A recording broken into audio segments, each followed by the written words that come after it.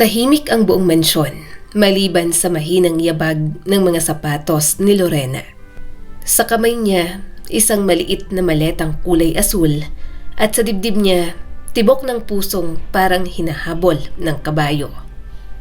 Hindi siya makapaniwala. Kabilang siya sa mayamang angkan sa kanilang lugar.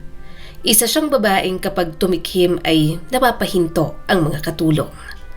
Pero heto siya ngayon, nagtatago sa dilim na parang kawatang tatakas. Bahala na talaga, bulong ni Lorena sa sarili. Pinilit pigilan ang panginginig ng tuhod. Luminga siya sa paligid at siniguradong tulog na ang lahat. Ang mga chandelier sa sala ay nakapatay na at tanging liwanag ng buwan ang gabay niya sa bawat hakbang. Sumabit pa ang takong niya sa carpet at muntik pa siyang mapasigaw.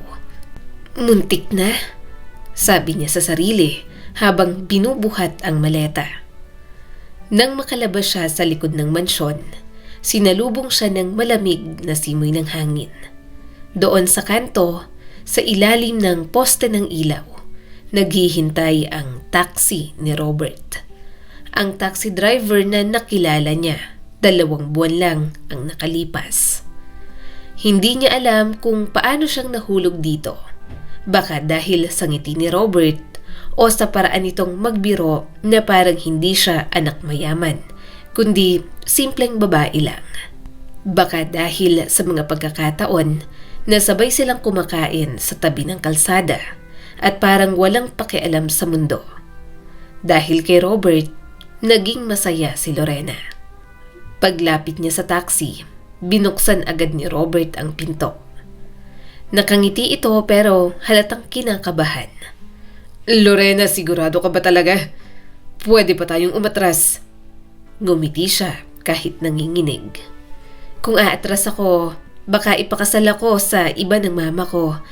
So bilisan mo na bago magising ang mga kasambahay at bantay namin. Tumawa si Robert pero halatang kabado rin. Hindi ako makapaniwalang handa kang sumama sa akin. Simpleng buhay lang ang kaya kong ibigay sa'yo, Lorena. Hinawakan niya ang kamay nito. Robert, mahal kita. Kaya sasama ako sa'yo. Ipaglalaban kita. Habang umaandar ang taxi, tinitigan niya ang mansyon sa salamin. Ang bahay na yon, kung saan siya lumaki. Kung saan bawat sulok ay may alaala ng kanyang mama na nagsasabing huwag siyang pipili ng isang lalaki na hindi kapantay ng antas nila. Ngayon, yun siya at nakasakay sa taxi ng lalaking walang college diploma, walang karangalan, pero may ngiting nagpapahina sa mga tuhod niya. Tahimik sila ng ilang minuto. Ang ilaw ng mga poste ay dumadaan sa mukha ni Lorena. Tila paalala na bawat segundo ay hakbang palayo sa dating siya. Si Robert ang unang nagsalita. Alam mo, hindi ko alam kung masaya ba ako o kabado. Masaya ako na kasama ka pero paano kung dumating ang araw na magsisi ka? Napangiti si Lorena at marahang umiling. Hindi ako magsisisi, Robert. Tumingin ang boyfriend niya sandali sa kanya. Tapos ibinalik ang tingin sa daan. Ang tapang mo rin Iiwan mo ang lahat para sa akin. Hindi ako matapang, sagot naman ni Lorena. Matigas lang ang ulo ko. Pareho silang natawa, pero sa ilalim ng tawang yon, ramdam ni Lorena ang kaba. Madali ang pagtakbo, pero ang panindigan ang desisyon na yon hanggang dulo, yon ang alam niyang mahirap. Pagkatapos ng desisyong yon, nagsama na silang dalawa sa isang maliit na bahay.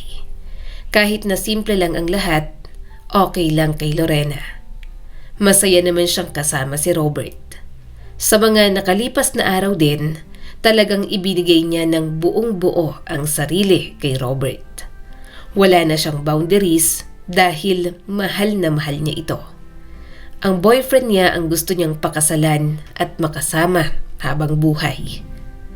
Pero 3 araw lang ang lumipas. 3 araw lang ang kailangan para matuntun siya ng kanyang ina. Hindi yon katulad ng mga eksena sa pelikula. Walang sigawan, walang habulan, at walang sampalan. Hindi naman kasi ganoon ang mama niya. Basta isang umaga, nagising si Lorena at nandoon na sa tapat ng inuupahan nilang maliit na kwarto ang itim na kotse ng mama niya. Malamig ang ekspresyon nito pero mababakas pa rin ang galit. "Uwi ka na," sabi ng kanyang ina. Pero ang bawat salita, parang kutsilyo na dumudulas sa balat niya. Hindi makatingin si Lorena sa ina. Si Robert naman, parang estatwa sa gilid. Hawak ang sombrerong luma na para bang sandata laban sa hiya. "Ma," pagsusumamo ni Lorena. Ngunit itinaas ng mama niya ang kamay. "Hindi ko kailangan ng paliwanag. Sumama ka na lang. Hindi mo rin naman alam kung anong pinasok mo. Sumama ka kung ayaw mong kaladkarin kita palabas dyan at ipahiya ko yung lalaking sinamahan mo." Namungay ang mga mata ni Robert at bumulong sa kanya. "Sige na, sumama ka na sa mama mo. Hindi naman talaga tama ang ginawa natin, Lorena. Huwag kang mag-alala. Gagawa ko ng paraan para magkita tayo ulit. Hindi tayo maghihiwalay ng ganito lang. Lorena, tahan na." Umiiyak na sumunod si Lorena. Sa loob ng dibdib niya, nagbabanggaan ang takot at pagmamahal. Pero alam niyang wala siyang laban. Sa kotse pa uwi, tanging tunog ng aircon ang naririnig. Iniisip niya pa rin ang lagay ni Robert na iniwan niya roon. Mula sa salamin, nakita ni Lorena ang mukha ng mama niya. Halatang galit ito at dismayado pero wala namang sinasabi. Pero ang mga iniisip ni Lorena sa relasyon nila ni Robert, mabibigyan ng solusyon. 3 linggo ang lumipas, nalaman niyang buntis siya. At yun ang dahilan para muling makabalik kay Robert. Galit na galit ang kanyang ina, pero wala namang nagawa kundi ang ipakasal siya kay Robert. Mas nakakahiya kasi kapag hindi siya pinanagutan. "Anak," sabi ng mama niya habang inaayos ang belo niya. "Hindi ko gusto ito, pero kailangan nating ayusin ang kahihiyan na ginawa mo. Naiinis pa rin ako hanggang ngayon. Maraming better kaysa dyan sa mapapangasawa mo." "Ma, hayaan mo na. Para sa akin, si Robert na po ang right husband para sa akin. Mahal niya po ako at hindi tatakbuhan ng responsibilidad. Kaya okay na yon. Ikakasal na po kami at buntis na rin po ako." Mahinang sagot ni Lorena. "Ay nako, ewan ko sa'yo. Sinasabi ko sa'yo, magsisisi ka talaga." Naiiritang sabi ng kanyang ina. Hindi na sumagot si Lorena. Tinitigan niya na lamang ang sarili sa salamin. Napangiti siya ng malawak. Ikakasal siya sa lalaking mahal niya. Wala na siyang pakialam sa sasabihin ng iba. "Ang ganda mo," bulong ni Robert nang makarating siya sa altar. Napangiti si Lorena at bahagyang namula. "Salamat. Ang gwapo mo rin." Tahimik silang lumapit kay Father Mario. Handa na sa tradisyonal na bahagi ng seremonya. Huminga ng malalim si Lorena. Inaalis ang anumang kaba sa dibdib niya. "Minamahal kong mga kapatid," panimula ni Father Mario. "Tayong lahat ay nagtipon ngayon upang saksihan ang pag-iisang dibdib ni na Robert at Lorena. Sa pamamagitan ng kanilang mga pangakong ipapahayag, ipinapakita nila ang kanilang pagmamahal at katapatan sa isa't isa sa harap ng Diyos at ng mga saksi." Hinarap ni Father Mario si Robert. "Robert, ulitin mo ang mga salitang ito pagkatapos ko. Ipahayag mo ang iyong pangako sa harap ng Diyos at ng mga saksi." "Yes po, Father." Nagsalitang muli ang pari. Ako sabihin ang pangalan." Inosenteng sabi ni Robert na ikinatawa ng mga bisita. Kumunot ang noo ng pari. "Hindi, sabihin mo ang pangalan mo." Umulit pa si Robert. Hindi, sabihin mo ang pangalan mo. Tumawa ulit ang mga bisita nila. Napanganga naman si Lorena sa asawa niyang kumalas yata ang isang tornilyo sa utak. Talagang sa kasal pa nila naging ganoon. Napabuntong hininga ang pari. Ako si Robert. Umiling agad si Robert. Father, ako po si Robert. Kinurot-kurot na ni Lorena ang braso nito. Ano ba? Umayos ka nga, naiinis na si Father. Minus points ka na sa langit niyan. Tumawa naman ang mapapangasawa niya at sinabing biro lang. Kaya sa inis ng pari, pinabasa na lang sa kanila iyon. Ako si Robert. Medyo natatawa pang sabi nito. Ay kinuha ka, Lorena, bilang aking asawa. Pangako ko na mamahalin kita. Igagalang at aalagaan sa lahat ng araw ng aking buhay. Sa kasayahan at kalungkutan, sa karamdaman at kalusugan, sa kasaganaan at kahirapan, ako'y magiging tapat sa iyo at sasamahan ka sa bawat hakbang ng ating buhay. Tumitig si Lorena kay Robert at hindi matanggal ang ngiti sa mga labi. Pagkatapos ay hinarap ni Father Mario si Lorena. Lorena, ngayon ay ikaw naman. Basahin mo na lang at nawawalan ako ng pasensya dito sa mapapangasawa mo. Humalakhak ang mga bisita nila. Ako si Lorena. Natatawang basa ni Lorena. Ay kinuha kita, Robert, bilang aking asawa. Pangako ko na mamahalin kita, igagalang at aalagaan sa lahat ng araw ng aking buhay. Sa kasayahan at kalungkutan, sa karamdaman at kalusugan, sa kasaganaan at kahirapan, ako'y magiging tapat sa iyo at sasamahan ka sa bawat hakbang ng ating buhay. Tumango si Robert at hinawakan ang kanyang mga kamay. Ang kanilang mga palad ay nagtagpo at sa simpleng kilos na yon, ramdam ni Lorena ang lalim ng kanilang pagmamahalan. Dahan-dahang kinuha ni Robert ang singsing at sinuot yon sa daliri ni Lorena. Ang singsing na to ay tanda ng aking pagmamahal at pangako sa iyo, Lorena. Sa harap ng Diyos at ng mga saksi, ipinapangako ko ang aking puso ngayon at magpakailanman. Ipinasok ni Lorena ang singsing sa daliri ni Robert. Ang singsing na ito ay tanda ng aking pagmamahal at pangako sa iyo, Robert. Sa harap ng Diyos at ng mga saksi, ipinapangako ko ang aking puso ngayon at magpakailanman. Tahimik ang simbahan sa sandaling yon. Nakatuon ang mga bisita sa kanila. Nang magkatinginan ng dalawa, parehong gumuhit ang ngiti sa kanilang mga labi. Sa pamamagitan ng pangakong ito at sa tanda ng inyong pagmamahal, idedeklara ko kayong mag-asawa. Robert, maaari mo nang halikan ang iyong asawa.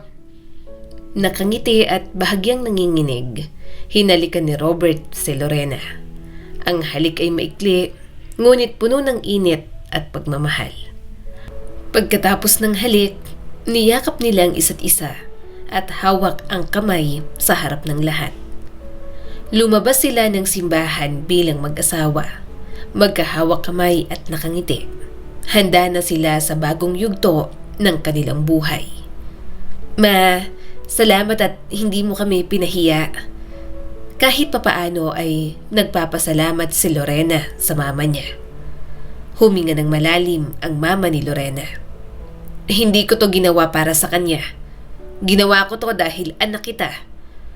Alam ko ma, pero sana balang araw, makita mo rin kung bakit ko siya pinili. Umismid lang naman ang ginang. Kinagabihan, nasa loob sila ng kanilang hotel room. Pinagmamasdan nila ang mga soft copy ng pictures nila kanina. Napapahalakhak at napapangiti na lang talaga sila ng kanyang asawa. Ang ganda mo kanina, sabi ni Robert sabay lagok ng tubig. Kaya lang, yung mama mo parang gusto ka nang tangayin kahit kasal na tayo. Pasensya na, Lorena. Kung kaya ko lang bigyan ng kasal na karapat dapat para sa'yo, hindi ko na sana hinayaan na kayo ang gumasto sa lahat. Hinawakan ni Lorena ang kamay ng asawa. Okay lang naman, Robert. Hindi naman issue sa akin kahit na kami ang gumastos. Ang importante, pinili natin to, hindi dahil kailangan, kundi dahil gusto na talaga nating magpakasal. Pangako ko, gagawa ko ng paraan para kahit papano naman may pagmalaki mo ko mahal. Malumanay na sambit ni Robert. Hindi yun ang kasal na pinangarap ni Lorena. Masyadong minadali, pero sa bawat ngiti ni Robert, sa bawat haplos ng kamay sa kanya, alam niyang totoo pa rin ang pag-ibig nila. Hindi perpekto, hindi marangya, pero sa kanya, yon ang pinakamagandang kasal sa mundo. Hindi agad napunta sina Lorena at Robert sa sarili nilang tahanan. Sa totoo lang, unang taon ng kasal nila, sa mismong mansyon pa rin ng pamilya Villanueva sila nanirahan. Isang malaking bahay na parang museo, puno ng chandeliers, antigong muebles, at lamig na hindi galing sa aircon, kundi sa mga titig ng mama ni Lorena. "Lorena? Anak," sabi ng kanyang ina habang nakaupo sa veranda. Hawak ang tasa ng kape. "Walang kwenta talaga yung asawa mo. Tingnan mo nga, at hanggang ngayon ay taxi driver pa rin. Nakakainis ang asawa mong halatang walang magandang plano para sa inyong dalawa at dyan sa aking apo." Napabuntong hininga si Lorena. Iniisip niya na nga na bumukod na lang silang dalawa ni Robert. Ramdam niya na rin kasi na naiilang ang asawa niya sa araw-araw na pag-question ng kanyang mama rito. Pero alam niyang malulungkot ang kanyang ina. Hindi niya ito kayang iwan, lalo na at silang dalawa na lang sa buhay. Ayaw niyang iwan ito. "Mama," sabi ni Lorena at huminga ng malalim. "May plano naman po siya. Gusto naming matutunan ni Robert to. Kaya nga po, nag-enroll siya sa night classes para makatulong siya sa mga negosyo natin at para hindi nyo na po palaging minamaliit." "Nag-aaral siya?" Nagtaas ng kilay ang ginang. "Anong klase? May matututunan ba yon kung ang hina ng utak niya?" "Mama naman, hindi naman po mahina ang utak ng asawa ko. Madiskarte nga po siya sa buhay. Business management po ang pinakuha ko sa kanya ngayon at willing to learn naman po siya. May determinasyon po si Robert para makatulong sa akin. At syempre, mapaluguran ka po, Mama." Proud na sagot ni Lorena. Pasalamat nga siya at mahaba ang pasensya ng kanyang asawa. Kahit harap-harapang nakakatanggap si Robert ng mga pangiinsulto mula sa nanay niya, bihira lang itong magreklamo. Kahit ano, gagawin para matanggap at maging karapat-dapat para sa kanya. Nakikita niyang lahat ng ginagawa ng asawa niya nakalaan palagi para sa kanya. Napairap ang mama ni Lorena. Sana magamit niya ang mga pinag-aralan niyang yan at hindi lang sa pagbibilang ng sukli sa taxi. Ayusin niya dahil swerte niyang pinag-aaral mo siya. Pero kahit anong pag-aaral pang gawin ng asawa mo, hindi natin maaalis na galing yan sa hirap, na marumi ang kamay niya para sa katulad mong lumaki sa karangyaan. Siya na lang talaga ang nasasaktan para kay Robert. Nakaramdam siya ng kurot sa puso. Gusto niyang sagutin ng ina. Gusto niyang sabihin na hindi lahat ng may maruruming kamay ay mababa. Pero pinili niyang tumahimik. Hindi dahil natatakot siya, kundi dahil ayaw niyang lalo pang mapahiya si Robert. Pagkatapos ng hapunan, naglakad silang mag-asawa sa hardin ng mansyon. "Mahal," sabi ni Robert, "okay lang ba talaga ako rito? Parang hindi ako belong. Ayaw na ayaw talaga ng mama mo. Kung gugustuhin mo lang, pwede naman tayo sa bahay ko. Maliit at simple nga lang, pero alam kong ayaw mo ron at dito ka komportable. Kaya kahit na araw-araw kong ginigisa ng mama mo, okay lang sa akin." Tumingin si Lorena sa asawa niya. "Hayaan mo na lang sana si Mama. Marami lang talaga siyang nasasabi. Sana kaya mo pang mapagtiisan. Ayoko rin kasi siyang iwan dahil mag-isa na lang din siya." Napabuntong hininga si Robert. "Kaya kong magtiis, Pero alam kong mahihirapan siyang tanggapin ako. Napulot mo lang naman kasi ako sa kung saan. Robert, huwag mong sabihin yan. Hindi kita napulot, sabi ni Lorena sabay hawak sa kamay nito. Pinili kita.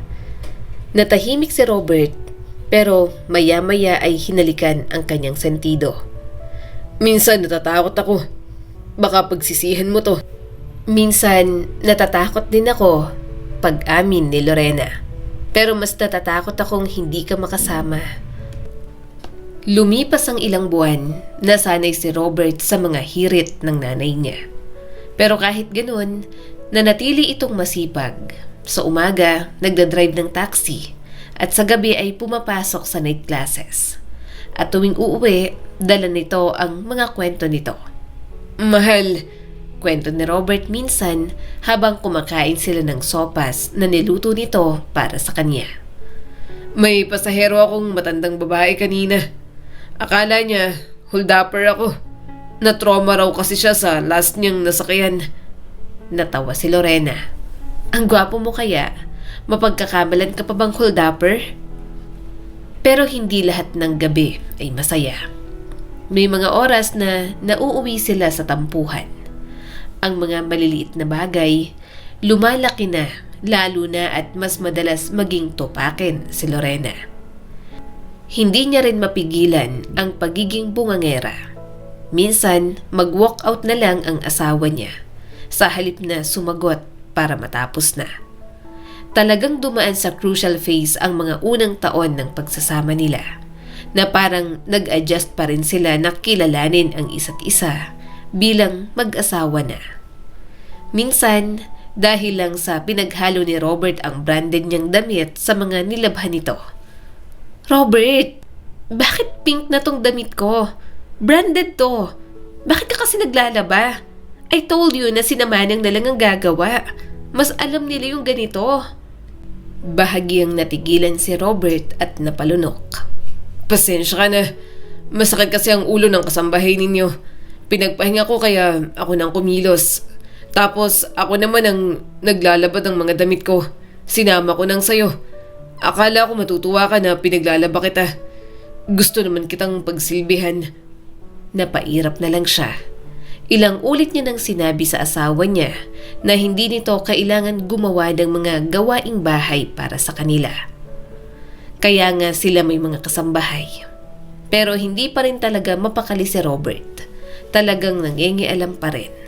Kaya ang ending, nasira lang ang paborito niyang damit. May mga bagay talaga silang hindi na pagkakasunduan ng kanyang asawa. Mas madalas din na mas below the belt ang mga salita ni Lorena. Mabuti na lang at hindi sinasabayan ng kanyang asawa ang topak niya at ang bunganga. Mga bagay na petty lang talaga at dahil lang sa magkaiba ang kanilang nakasanayan at kinalakihan. Pero kahit ganon, nagkakasundo pa rin naman sila. Isang gabi, nagising si Lorena. Napatingin siya sa anak niyang tumabi sa kanila. Narinig niyang may kaluskos sa balkonahe. Pagtingin niya, nandoon si Robert at mukhang may ginagawa pa. Robert? Tawag niya rito. Anong ginagawa mo dyan? Homework. Sagot nito at hindi lumilingon. Marketing class namin. Nagising ka. Gusto mo ng pagkain? Ipagluluto kita. Lumapit si Lorena at umupo sa kandungan nito. Huwag na, mapapagod ka lang. Pasensya na. Alam kong nahihirapan kang mag-aral pero nagsisikap ka pa rin. Napangiti naman si Robert at hinaplos ang kanyang buhok. Okay lang yun. Para naman to sa pamilya natin. Gusto ko na simpleng buhay pero kailangan kong tanggapin na hindi simple ang pinakasalan ko. Kaya gagawin ko to para makatulong sa'yo at hindi ka gaanong mahirapan. Sumandal siya sa dibdib nito. Kahit na walang araw na parang hindi sila mag-aaway, nandoon pa rin ang katiwasayan ni Lorena na si Robert ang lalaking pinakasalan niya. Sa mga lumipas na taon, tuluyan ang nakatapos sa pag-aaral ang kanyang asawa. Nakakatulong na rin kahit papaano sa mga negosyo si Robert gamit ang mga alam nito. Kailangan din talaga Mas lalo na at nabuntis siya sa pangalawa nilang anak.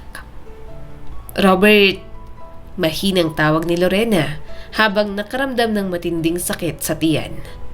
Pero wala, tulog pa rin ang asawa niya at ang hirap gisingin.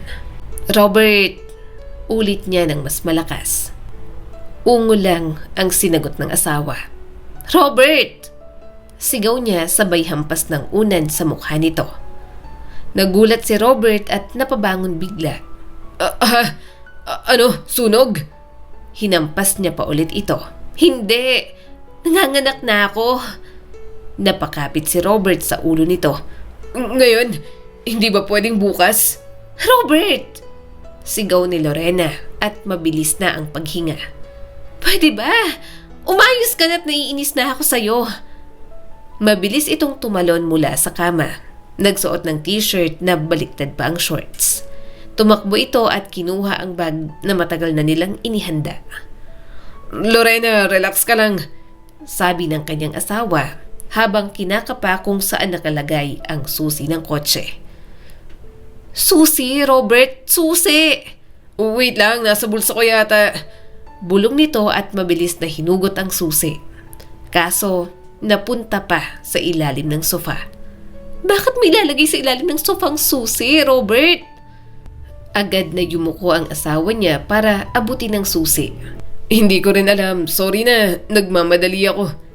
Inalalayan siya pababa. Habang naglalakad palabas, binibili ng asawa niya sa mga kasambahay ang panganay nila. Pumunta si Robert sa kusina at tinawag ang mga kasambahay. Bago siya nito binalikan.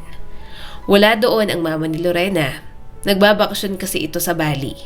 Kaya lahat ng pagkataranta nasa asawa niyang palpakumilos. Bukas pa sana sila pupunta sa ospital dahil akala niya ay hindi pa puputok ang kanyang panubigan. Abala rin sila ni Robert sa negosyo. May mga ilang problema kaya hindi nila maiwan-iwan. Hindi naman pwedeng si Robert lang dahil na kay Lorena pa rin ang huling desisyon. Hindi niya pa ito kayang iwan doon dahil pinag-aaralan pa lang. Mabilis siyang inalalayan ni Robert papunta sa sasakyan. "Robert, yung hospital bag." Oo, nasa likod na. Sagot niya sabay tapak sa gas.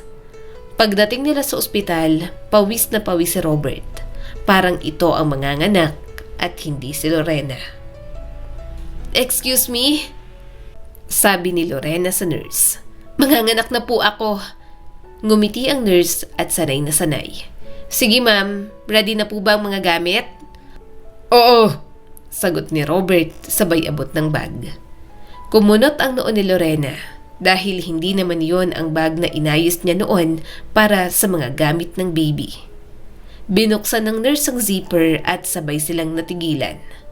Nakita nila ang loob. May isang bungkos ng kangkong, iba pang gulay at mga prutas. Mukhang yon ang pinamili ni Manang kanina. "Robert!" Mahinang sabi ni Lorena at nanginginig sa inis. "Ano to? Bakit yan ang dala mo?" Gulat na gulat si Robert at hindi rin makapaniwala. Pinatong ko lang kasi saglit sa lamesa yung bag ng mga gamit ng baby natin. Habang iiwan ko ang bilin sa kasambahay natin, mukhang yung bag na nasa kusina kaninang nadampot ko dahil sa sobrang pagmamadali. "Robert!" Malakas niyang sabi at agad na napadaing dahil parang lalabas na ang anak nila. "Palpak ka na lang talaga kahit kailan." Mahal, pasensya na. Pareho kasi yun ang kulay. Tatawagan ko si Manang, ipapasunod ko agad ang mga gamit ng baby natin. "Robert, walang hiya ka. Binuntis mo ako tapos ganyan ka pa. Kapag lumabas to, lagot ka talaga sa akin. Nakakairita ka." Malakas pang sigaw ni Lorena sa asawa niyang sinasagad ang kanyang pasensya. Napakamot sa ulo si Robert. Mahal, ito na nga. Wait lang. "Robert, manahimik ka na lang bago ka isilid sa eco bag." Sa loob ng delivery room, halos mapatid ang hininga ni Lorena sa sakit. Pero kahit ganon, isang parte sa kanya ang masaya dahil makikita na nila ang pangalawang anak nila ni Robert. "Ma'am, push!" sabi ng doktor. Naiiyak na si Lorena Dok, hindi ko na kaya. Kaya mo yan, ma'am. Kaunti na lang. At sa gitna ng sigaw, pawis at pag-iyak, narinig niya ang tunog ng pinakamasarap sa buong mundo. Ang unang iyak ng kanyang pangalawang anak. Para siyang natunaw, lahat ng sakit parang biglang nawala. Ganoon din ang naramdaman ni Lorena sa panganay nilang anak ni Robert noon. Tumingin siya sa maliit na nilalang na inilapag sa dibdib niya. Ang baby nilang may bilugang mukha at ilong na parang sa ama. Robert, bulong niya habang tumutulo ang luha. Ang gwapo niya. Pagkatapos ng ilang oras, pinayagan si Robert na lumapit sa kanya. Tahimik ito habang pinagmamasdan ng baby. Mahal, Mahina nitong sabi. hindi ko alam kung anong ginawa ko sa buhay para maging karapat-dapat sa ganito.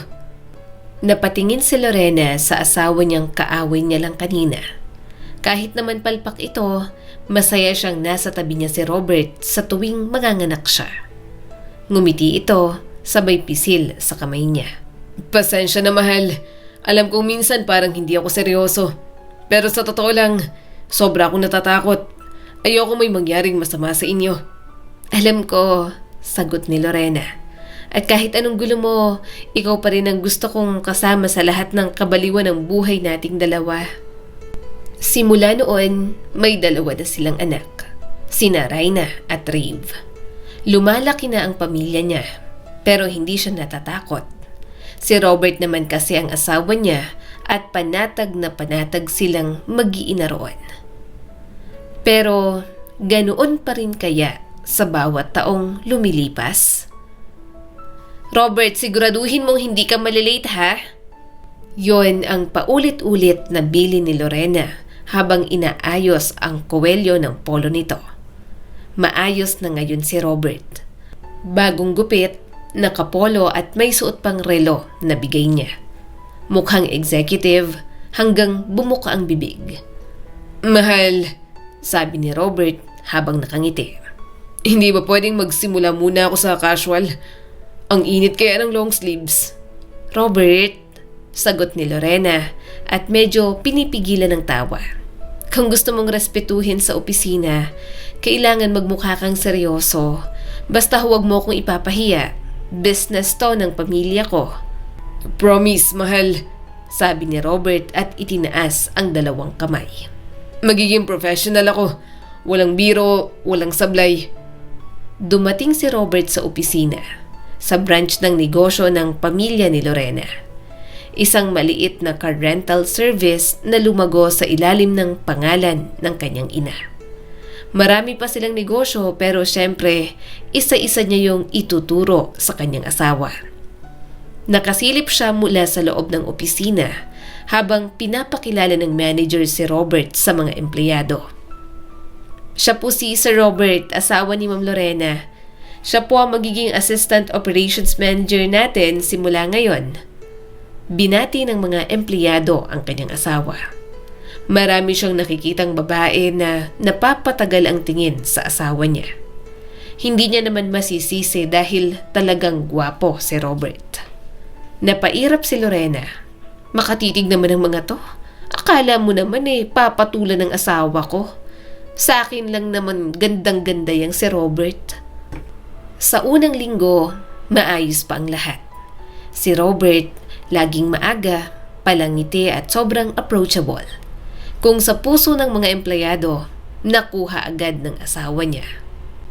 Madali itong lapitan, marunong makinig at kahit simpleng manggagawa ay pinapakitunguhan ng may respeto. Pero pagdating sa paperwork, ibang usapan. Isang hapon, nakaupo si Lorena sa kanyang swivel chair at seryosong binabasa ang report na kabibigay lang ni Robert. Robert, panimula ni Lorena, inilapag ang papel sa mesa. Bakit may 5 kotseng nakalista rito bilang nasa maintenance, pero 3 lang naman? Bahagyang napakamot ng ulo si Robert at ngumiti. Parang batang nahuling nagsisinungaling. Kasi mahal, inisip ko lang na baka masira din yung 2. Prevention is better than cure, di ba? Napasinghap si Lorena at halatang pinipigilan ang inis. Robert, hindi mo pwedeng hulaan ng sira. Hindi tayo naglalaro rito. Pakiusap lang, sundin mo yung listahan. Hindi ito taxi station. Business to.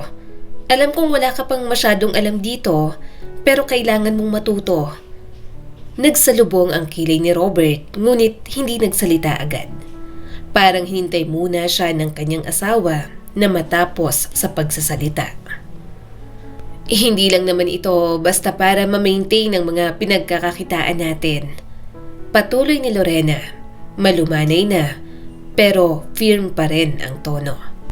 Maraming trabahador ang umaasa sa atin. Kapag pumalpak ang negosyo, maapektuhan sila. At pati na rin ang mga pamilya nila. I'm sorry kung pinipressure kita rito, pero ito talaga ang reality ng mundo ko.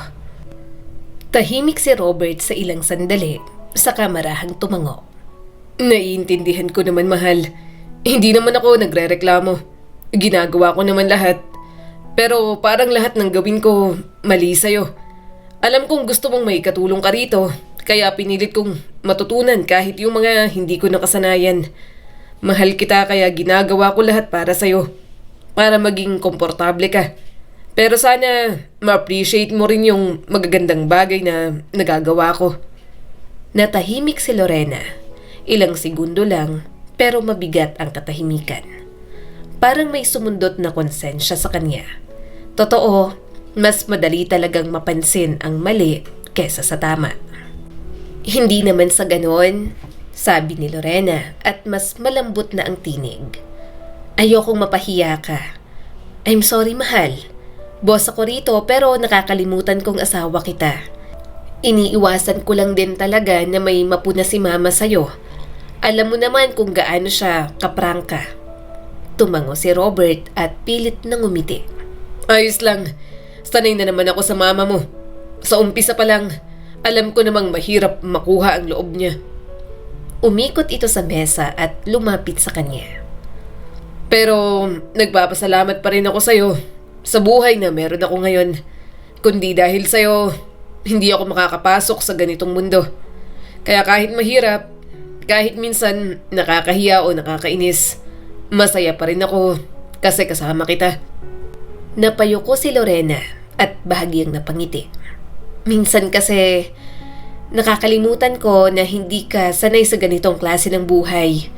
Hindi ko naman sinasadyang i-pressure ka. Alam ko, sagot ni Robert at hinaplos siya sa pisngi. Pero sana rin, kahit abala tayo rito, may mga pagkakataon pa rin na maisip mo na simple lang tayong mag-asawa, Lorena. Hindi lang boss at empleyado, mag-asawang nagmamahalan at may pamilya. Kinagabihan, habang nasa bahay na sila, nanahimik lang si Lorena. Nakaupo siya sa sofa, hawak ang tablet at tinitingnan ang mga email. Nasa harap ang mga anak nilang naglalaro. Si Robert naman ay nasa kusina at nagtitimpla ng kape habang nakikipagkwentuhan sa mga bata. Lorena, tawag ni Robert mula sa kusina. Gusto mo ng kape? Tumaas ang mga kilay niya. Oo, salamat. Dumating si Robert, bit-bit ang 2 mug.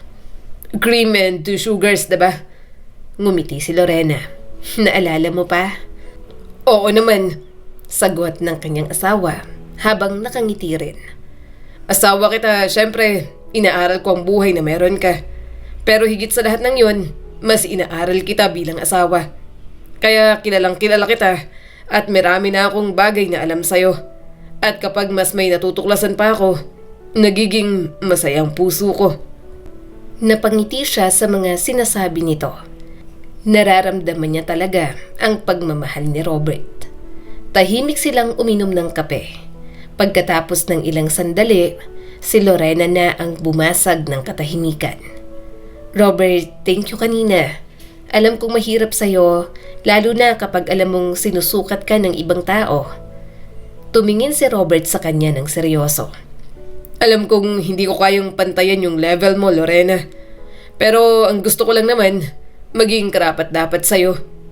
Hindi dahil sa pera o sa posisyon, kundi dahil gusto kong mapatunayan na kaya kong maging partner mo, hindi lang asawa mo. Napaluha si Lorena, hindi dahil sa lungkot, kundi dahil sa totoo ng mga salita nito. Robert, sorry kung minsan masyado akong demanding.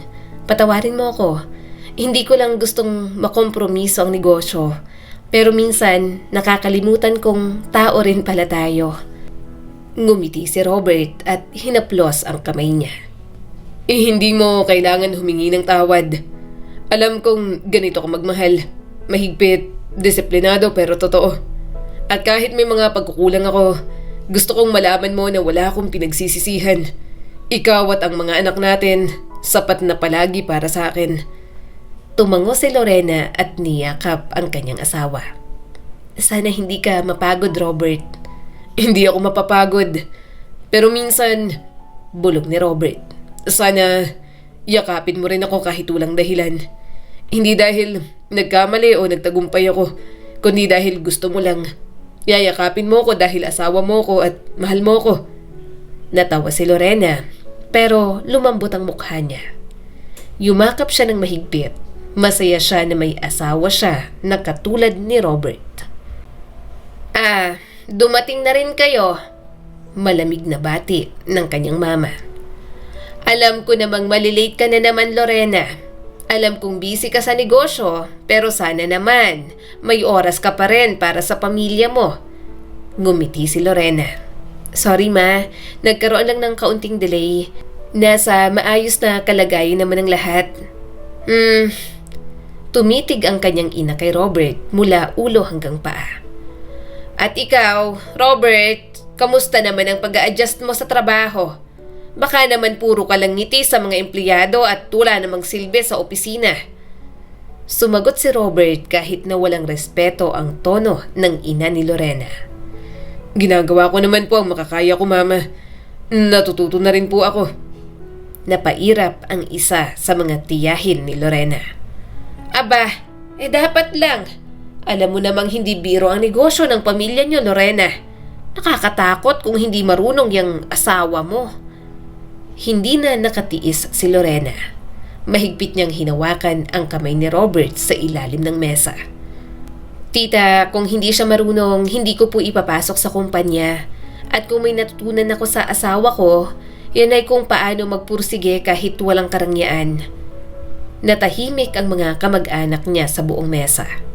Walang magtatanggol sa asawa niya, kundi siya lamang. Kaya yon ang gagawin niya, kahit na alam niyang madalas talaga ay palpak si Robert. Alam mo, Lorena, wika nito habang sinusubo ang pagkain.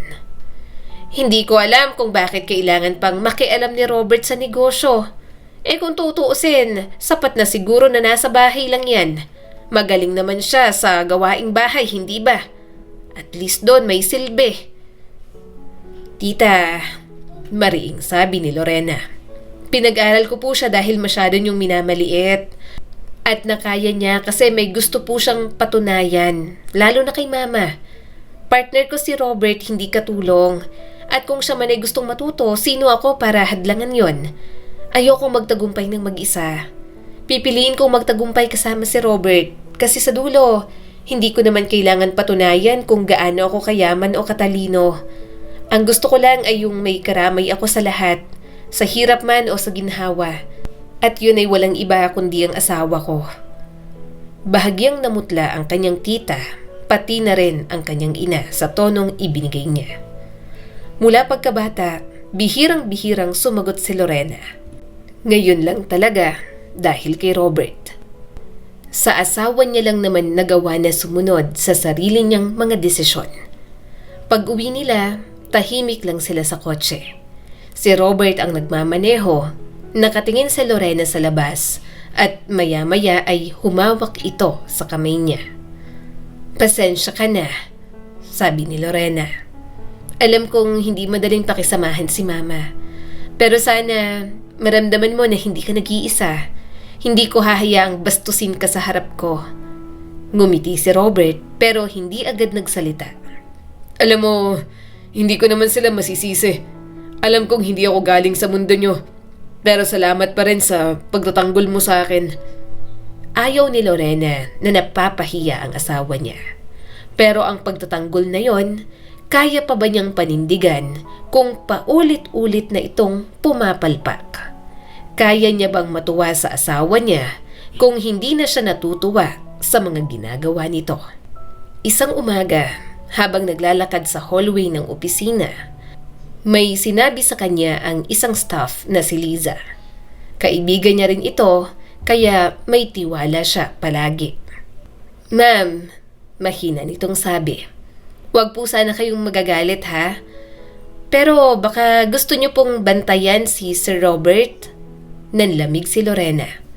"Anong ibig mong sabihin?" Huminga ito ng malalim. Kasi po, parang masyado siyang close kay Grace, yung bagong staff sa admin." Kumunot ang noo niya. "Close? Paano close?" Lagi po silang magkasabay mag-lunch. Tapos minsan po, nakikita kong pinupunasan ni Grace ang amos ni Sir Robert gamit ang tissue. Parang sweet po." Bahagya siyang natigilan. Alam niyang gwapo ang asawa niya. Batid niya rin na lapitin ito ng mga babae. Pero may tiwala naman siya na hindi basta naaakit si Robert at wala sa ugali nito ang mambabae. Tumitig lang si Lorena rito. "Liza, salamat sa concern mo. Pero asawa ko si Robert. Kilala ko siya. Hindi naman siya nagbababae." Ngumiti si Liza, pero halatang may bahid ng intriga. Ganun po ba? Sige po ma'am, baka ako lang yung nagkamali." Pero kahit pa sinarhan ni Lorena ang usapan, hindi niya masarhan ang isip niya. Medyo nabother din siya roon. Sino ba namang misis ang matutuwa na may babaeng umaaligid sa mister? Kinagabihan nang pauwi na sila, napansin ni Lorena ang kuwelyo ng polo nito. May bahagyang pulang marka roon. Napalunok siya. "Robert, ano to?" Ano yan?" Tanong ni Robert at kinapa ang tinuturo nito. Sinamaan niya ito ng tingin at bahagyang itinulak. "Itong pulang markang to sa kuwelyo mo, lipstick ba to?" Namilog ang mga mata ni Robert. Ano? Lipstick? Ewan ko. Hindi ko alam kung saan galing yan." "Tingnan mo." Kinuha ni Lorena ang kuwelyo. Tipong halos matanggal na ang butones para makita lang ng asawa niya. Medyo gigil na siya at hindi mapigilan ang sarili na magduda. Sumimangot si Robert. "Hindi ko alam, love. Wala naman akong nilalapitan na." "Robert, wag mo akong ginagawang timang. May babae ka ba?" Inis na inis niyang tanong rito. Nanlaki naman ang mga mata ng kanyang asawa. "Siyempre wala. Bakit naman ako mambababae? Ikaw ang asawa ko. Hindi ko alam kung saan galing yan. Maniwala ka sa akin." Pinaningkitan niya ng mga mata ang asawa. Gusto niyang maniwala, pero naiinis talaga siya rito. Sakto pang naalala niya ang sinabi ni Liza kanina. "Robert, lahat nagsasabi sa akin na masyado kang malapit kay Grace." Saad niya rito. Bahagya pang nagtaka ang mukha ng kanyang asawa. "Grace? Yung bago? Kasi mahina pa siya sa computer. Tinutulungan ko lang." "Tinutulungan? O nilalandi?" "Ikaw, Robert, sinasabi ko sa'yo. Sa oras na malaman kong nambababae ka, lagot ka talaga sa akin." "Love, Lorena." Umiling agad ito. Hindi ako ganun. Hindi ako nambababae. Ano ka ba naman? Wala ka bang tiwala sa akin? Oo, may lumalapit sa akin mga babae pero hindi ko pinapatulan ng mga yon." "Akin ang susi ng sasakyan." Nilahad niya ang kamay. "Uuwi ako mag-isa. Naiirita ako sa'yo. Akin ang susi." Umiling ang asawa niya at sinubukan siyang hawakan. Anong uuwi mag-isa? Uuwi tayong dalawa. Halika na. Sa totoo lang, hindi naman dapat natin to pinag-aawayan eh. Wala naman akong ginagawang masama. Tamang hinala ka lang. Napairap si Lorena. Nagiinit na talaga ang ulo. "Okay, fine. Kung ayaw mong ibigay sa akin ng susi, uuwi ako mag-isa. Sasakay ako ng taxi. Ayokong makita ang pagmumukha mo. Mas lalong umiinit ang ulo ko. Aalis na sana si Lorena, pero pinigilan siya ng kanyang asawa. Halatang naiinis na rin ito sa kanya. Pero kinuha ni Robert ang susi at inilapag sa palad niya. Maingat kang magmaneho. Ako na lang ang magkukommute kaysa ikaw. Sige na. Bahagya siyang natigilan nang basta na lang siyang lampasan ng kanyang asawa. Sa lakad pa lang nito, alam niyang nasagad niya na ang pasensya ni Robert. Doon siya natahimik. Sinubukan pa ni Lorena na tawagin ang asawa niya, pero hindi na ito lumingon. Kaya sa halip na maayos, yon at naging pataasan na lang sila ng pride. Nang makauwi, tinanong niya agad kung nakauwi na si Robert. Sumagot naman ang kasambahay. Hindi pa po nakakauwi si Sir Robert, ma'am. Ganun ba? Sinalubong si Lorena ng mga anak nila. Nagtatanong pa kung nasaan ang ama ng mga ito. Kumakain na sila ng hapunan nang dumating si Robert. Nang nagkatinginan sila, nakabusangot ito at mukhang ilang araw siyang hindi papansinin. At yun na nga ang nangyari. Ilang araw silang hindi nagpansinan. Walang maunang magsorry. Noon, si Robert ang mahilig humingi ng tawad. Kahit si Lorena ang may kasalanan, ito pa rin ang hihingi ng tawad at magpapakumbaba. Pero ngayon, pareho ng mataas ang pride nilang dalawa.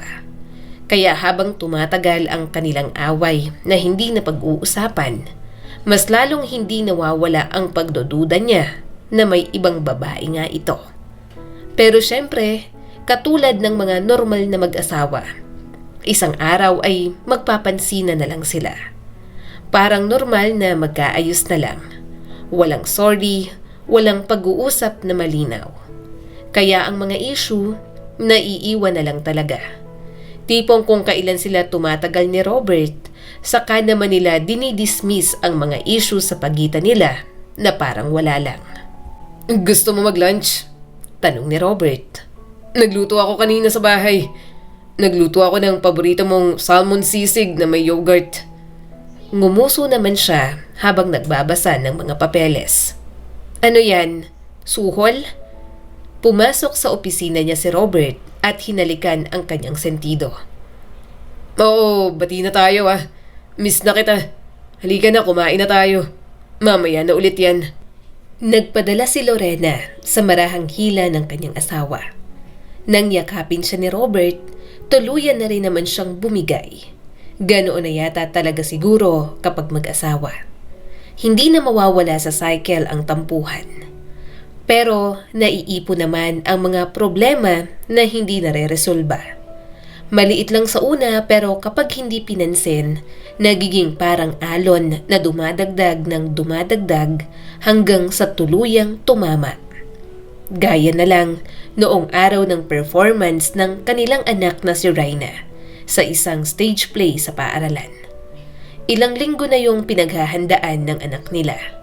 Laging nag-e-ensayo sa sala, bitbit ang korona nito at kumikislap na damit. Paulit-ulit na sinasabi ni Raina na, Papa, Mama manunood kayo ah, promise?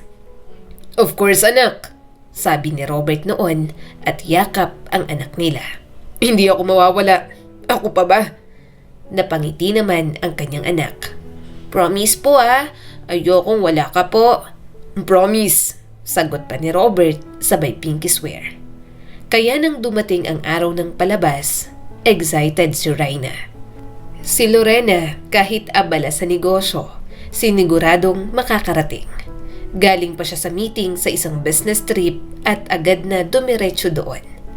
Naka-heels pa at dala ang bouquet ng mga bulaklak para sa anak nila. Pagdating niya sa school auditorium, puno na ng mga magulang at estudyante. Ang mga ilaw ay nakatutok sa maliit na entablado at ang mga bata ay isa-isang lumalabas, kumakanta at sumasayaw. Nasa ikatlong hanay si Lorena, hinihingal pa pero nakangiti. Tumingin siya sa paligid pero walang Robert. Tinawagan niya ito pero nakapatay naman ang cellphone. Ano ba naman to? Bakit hindi pa pumunta ng mas maaga? Nasa office lang naman siya. Bulong niya at mariing napapikit. Please, kahit sa dulo man lang, baka makaapekto sa performance ng anak namin. Nang lumabas si Raina sa entablado, halos mapaluha si Lorena. Ang anak niya, nakakorona at napakaganda ng suot sa role nitong princess. Nanginginig pa ang boses pero buong tapang na nagsalita sa mikropono. Ako po si Princess Raina, tagapagdala ng liwanag sa madilim na mundo. Nagpalakpakan ng lahat. Si Lorena naman ang may pinakamalakas na palakpak. Proud na proud siya kay Raina. Parang noon lang, baby pa ito na karga-karga nila ni Robert. Ngunit pagkatapos ng palabas, habang yakap ni Lorena ang anak at binibigyan ng bulaklak, nagtanong agad si Raina. Ma, nasan po si Papa? Napalingon si Lorena at napakagat ng labi. Baka may ginagawa lang na mahalaga sa opisina, anak. Susunod yon. Bumaha naman ang lungkot sa mga mata ng kanyang anak. Napabuntong hininga siya at niyakap na lang ito. Parang gusto niyang sapakin si Robert. Sa dami ng makakalimutan, stage play pa talaga ng anak nila. Busy sila sa trabaho at palaging mga kasambahay at mama niya ang kasama ng mga bata. Kaya kahit sa mga ganoong event, gusto sana ni Lorena na palagi silang present. Ayaw niyang maramdaman ng mga anak nila na wala silang oras. Pero kabaliktaran naman ang ginawa ni Robert. Makalipas ang ilang oras, habang nag-aayos sila ng gamit sa likod ng auditorium, dumating si Robert, pawis at may bitbit na regalo para sa anak nila. Sorry traffic, sabi nito agad at parang batang nahuli. Anak, sorry. Umabot ba ako? Tahimik si Raina. Tinitingnan lang ang ama bago marahang umiling. Tapos na po, Papa. Ang late mo naman pong dumating. Bihis na nga po ako eh. Pack up na. Napailing si Lorena habang kalong ang inaantok na si Rave. Kita sa mukha ni Robert ang pagsisisi. Lumuhod ito sa harap ng anak nila. Anak, sorry talaga. May emergency lang sa opisina. May nagkamali sa accounting tapos kailangan kong ayusin. Hindi ko sinasadya. Hindi mo po ako pinanood. Bakit si Mama? Straight from her business trip, but she came. Pero ikaw po, Papa, hindi ka dumating. Nakalimutan mo po siguro. Sagot ni Raina at tumalikod. Sinubukan ni Lorena na huwag magsalita. Ayaw niya sanang marinig ng mga anak nila na nagtatalo sila. Pero hindi niya mapigilan ang puot na matagal nang naipon. Kaya pagkalabas nila ng school, habang naglalakad papunta sa kotse, pumutok na ang inis niya. Robert, 1 oras lang naman yung play. Bulalas ni Lorena. Alam mo namang espesyal yun kay Raina. Lorena, hindi mo alam kung gaano kagulo kanina.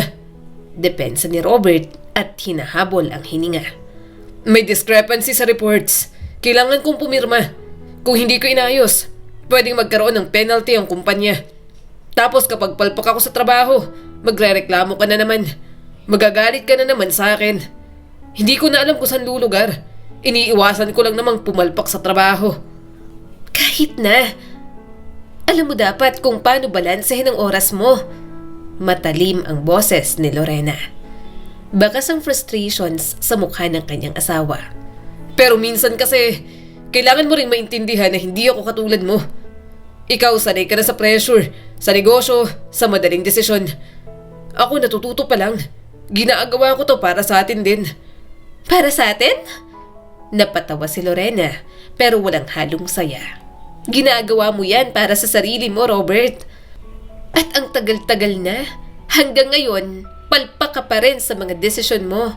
Pati sa pamilya mo, palpak ka pa rin. Nakapasok na sa sasakyan ng mga bata. Pero silang dalawa, nagtatalo pa sa labas. Tahimik lang ang mga anak nilang nakikinig. Pero alam ni Lorena na naaapektuhan ang mga ito. Gusto niyang kumalma pero talagang nakakapikon ang ginawa ni Robert. Nanahimik si Robert at kitang-kita sa mga mata nito ang sakit. Lorena, ang sakit mo talaga magsalita. Napairap si Lorena. Paano? Lagi ka nalang ganyan. Ako nga kahit pagod nakarating ako, pero ikaw, ang dami mong dahilan. Biglang huminto si Robert. Ang mga tao sa paligid, mga magulang ding naglalakad pa uwi ay napalingon.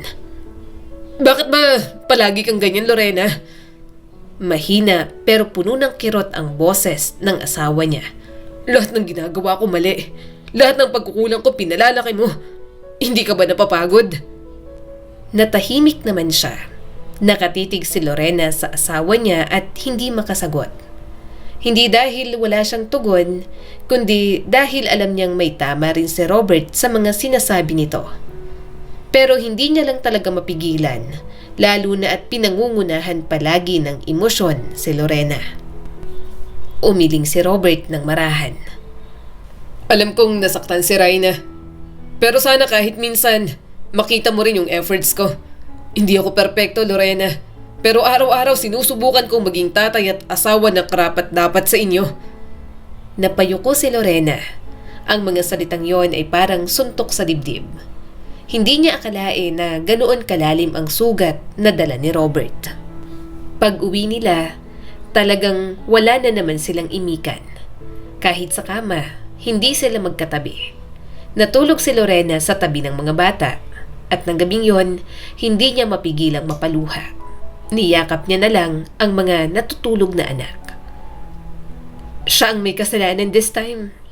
Pero hindi man lang mag-sorry. Ang taas talaga ng pride. Pinunasan niya ang mga luha. Dahil sa kanilang hindi pagkakaunawaan ni Robert, pareho silang wala sa mood palagi. Kahit sa anak nila, may utang silang celebration para dito. Kaya sa mga lumipas na araw, sinubukan nilang maging maayos. Kahit na may mga bagay na hindi na pag-uusapan, hindi na nila inalala pa. Dumating ang araw para sa celebration nila para kay Raina. Simple lang naman yon, dinner sa restaurant kasama ang ilang magulang at guro bilang pasasalamat sa mga tumulong sa pagtatanghal. Gusto ni Lorena na maging maayos ang lahat. Pagkatapos ng gulo sa mga nagdaang araw, sinubukan niyang pakalmahin ang sarili. Maagang nag-ayos si Lorena. Maganda ang suot pero hindi naman sobra. Isang cream dress at simpleng alahas lang ang suot niya. Tahimik lang siya habang inaayos ang buhok ni Raina. Si Raina masigla ulit, pero paminsan-minsan ay tumitingin sa pinto. Ma, darating po kaya si Papa? Tanong ng bata. Oo, mahinang sagot ni Lorena kahit na hindi siya sigurado. Nasabi kasi nitong abala sa opisina. Hindi sila nagkita dahil may ibang negosyong inaasikaso si Lorena. Sinabi niyang susunod siya anak. Pagkatapos nilang maghanda, lumabas silang mag-ina at dumiretso sa garahe ng kanilang bahay. Hindi pa dumadating si Robert kaya sumakay na lang sila sa kotse. Tahimik si Lorena habang nagmamaneho. Sa isip niya, siguro naman matututo na ang asawa niya sa pagkakataong yon. Kahit sa hapag, ipakita nitong present ito bilang ama. Pagdating nila sa restaurant, halos lahat ng magulang at bata ay nandoon na. Maingay, masaya at puno ng halakhakan. Si Raina ay agad tumakbo papunta sa mga kaklase. Si Lorena naman ay naupo sa isang mesa, nakangiti pero halata ang pagod sa mga mata. Ilang minuto pa, nag-vibrate ang kanyang cellphone. Si Robert yon, sinabi ng asawa niyang on the way na ito at traffic lang sa may crossing. Makalipas ang halos 30 minuto, tumawag si Raina. Ma, si Papa? Napasulyap si Lorena sa bintana. Totoo nga, parating si Robert. Pero bago pa man siya makalapit, may napansin siyang ibang bagay. Sa gilid ng parking lot, may babae. Nakatayo, nakasandal sa pader, at nakatingin sa direksyon ng kotse ni Robert. Kilalang kilala ni Lorena ang babaeng yon. Walang iba kundi si Grace. Bumaba si Robert mula sa kotse. Nagtama ang mga mata ni na Lorena at Grace. Sandali lang pero matalim na agad ang tingin niya. Sino ba naman kasing asawa ang matutuwa kung may kasamang babae ang mister? Lumapit si Robert at nakangiti. Lorena, nandito na ako. Nakaabot ako gaya ng pangako ko. Tumaas ang mga kilay ni Lorena. Bakit bumaba sa kotse mo si Grace? Napalingon ang asawa niya roon. Si Grace nakisabay lang sa akin. Pupunta raw siya sa ospital na malapit dito. May bibisitahin na pinsan niya. Hindi ko rin alam kung bakit naghihintay pa siya dyan. Ganun ba? Malamig ang sagot ni Lorena at agad na lumabas sa restaurant. Sumunod naman agad ang asawa niya. Bakit dito siya naghihintay? Sa mismong lugar kung saan tayo magkikita ng mga anak mo. Hindi ko alam, mahal. Sabi ko, lakarin niya na lang yung ospital na pupuntahan niya. Malapit lang naman. Hindi mo alam? Kumukulo na talaga ang inis ni Lorena. Alam mo, Robert, napakaseryoso kong babae. Kung gusto mong ipaliwanag, siguraduhin mong kapanipaniwala. Tahimik si Grace at halatang kinakabahan. Ma'am, sorry po. Hindi ko po alam na dito pala kayo. Grace, putol ni Lorena. Kalmado pero mariin ang boses. Hindi mo kailangan magsalita. Nakikita ko na ang lahat. Naghihintay ka sa labas ng kotse ng asawa ko sa oras na dapat ay kasama niya ang mga anak namin. Hindi mo kailangan magpaliwanag. Lorena, sabat ni Robert at bahagyang pinipigilan ng boses. Wala tong ibig sabihin. Puro trabaho lang. Trabaho? Ngumiti si Lorena pero may halong pait. Kung trabaho lang yan, bakit kailangan mong isabay siya? Wala bang ibang service? Wala bang ibang sasakyan sa kumpanya? Hindi kayang mag-commute? Kailangan boss pa ang maghahatid? Natigilan si Robert at napapikit bago magsalita. Lorena, nagmamagandang loob lang ako. Wala naman kaming ginawang masama. Robert, dagdag ni Lorena at pinipilit na huwag sumigaw. Dahil ayaw kong masira ang gabi ng mga anak natin, papasok ako ron kasama siya. Pero hindi ka sasama. Gusto ko lang magkaroon ng kapayapaan ngayong gabi kahit sandali. Mahal, wag naman. Hindi ko yan i-discuss ngayon. Nakakapagod ka. Puro problema na lang. Mariin niyang sagot. Bukas, kung gusto mong magpaliwanag ka. Pero ngayong gabi, manatili ka dyan. Tumalikod si Lorena at pumasok muli sa loob ng restaurant. Si Grace ay nanatili sa tabi ng kotse. Tila nahihiya at nagpaalam kay Robert ng mahina. Napairap na lang siya sa halatang kalandian ni Grace. Pagkatapos ng celebration, habang binabayaran ng bill, halos walang naramdaman si Lorena kundi ang galit. Tila galit sa sarili dahil umasa pa. At galit kay Robert dahil sa tila paulit-ulit na pagkukulang nito at pagiging insensitive sa nararamdaman niya bilang misis nito.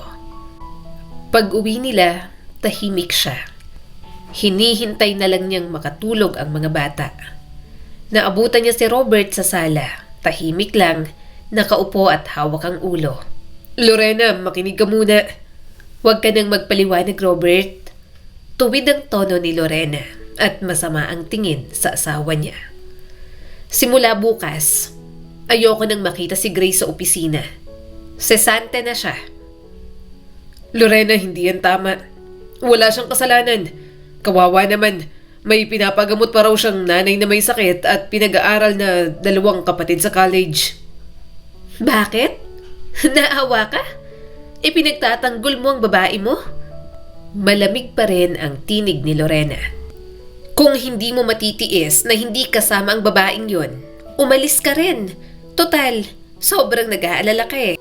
Hindi mo ba nakikita kung gaano ka na kasakit magsalita? Mariing sabi ni Robert. Lorena, wala akong ginawang masama. Nakikisabay lang siya. Isa pa, maayos siya magtrabaho. Hindi naman tama na basta na lang natin siyang sisisantehin. Wala akong pakialam dyan, Robert. Alam mong silosa ako, pero hinahayaan mong makalapit? Kung nagmamagandang loob ka sa ibang tao, Sana isipin mo na nakakasakit ka sa damdamin ng asawa mo. Lumapit siya at tinitigan ito ng diretso. Kasi ang masama, hindi lang yung ginagawa, minsan yung hinahayaan. Kasi kapag hinayaan mo, parang nang babae ka na rin. Sinubukan siyang hawakan ni Robert pero umatras siya. Ayaw niya nang makarinig ng kahit ano mula rito. Lumakad si Lorena patungo sa hagdan, huminto sandali at malamig na nagsalita. Ayokong marinig pa bukas ang pangalan ni Grace sa opisina. Kung may respeto ka sa akin bilang asawa mo, sundin mo yon. Sigurado siyang gagawin yon ng kanyang asawa. Ramdam naman ni Lorena na ayaw na ni Robert na mag-away pa sila. Bukod doon, wala naman itong magagawa, lalo pa at siya pa rin ang masusunod doon. Kaya kinabukasan, nag-clear na muna siya ng schedule niya. Aayain niya ang asawa niya na magbakasyon para once and for all, matapos na at mapag-usapan lahat ng issue nila. Pakiramdam ni Lorena, masyado na silang nilalamon ng trabaho, kaya deserve naman nila siguro ang pahinga. Yun nga lang, pagpasok niya sa opisina ng kanyang asawa, nagulat siya nang makita si Robert na natutulog sa sofa habang nakaupo. At ang babaeng higad na si Grace, nakasandal pa sa dibdib ng asawa niya at natutulog din. Sa sobrang galit ni Lorena, kinuha niya ang mabibigat na files at malakas na binagsak sa lamesa. Dahil sa ingay, nagulat ang dalawa at agad na nagising. Iminulat agad ni Robert ang mga mata, pero mas nagulat ito nang makitang nasa tabi si Grace. At nang makita si Lorena, agad na napatayo at napanganganalang. Lorena! Hinampas niya ito ng bag na dala. Nandito ako para makipag-ayos sa'yo. Tapos ganyan ang madadatnan ko? Lumapit agad si Robert. Mahal, mali ka nang iniisip. Nakatulog ako. Hindi ko alam kung bakit nasa tabi ko siya. Sinesanti ko na siya at umalis na. Kaya hindi ko maintindihan kung bakit pa siya nandyan. Malakas niyang itinulak si Robert. Lumayo ka sa akin. Nakakadiri ka. Huwag kang dumikit sa akin at baka dumikit pang amoy ng babaeng yan.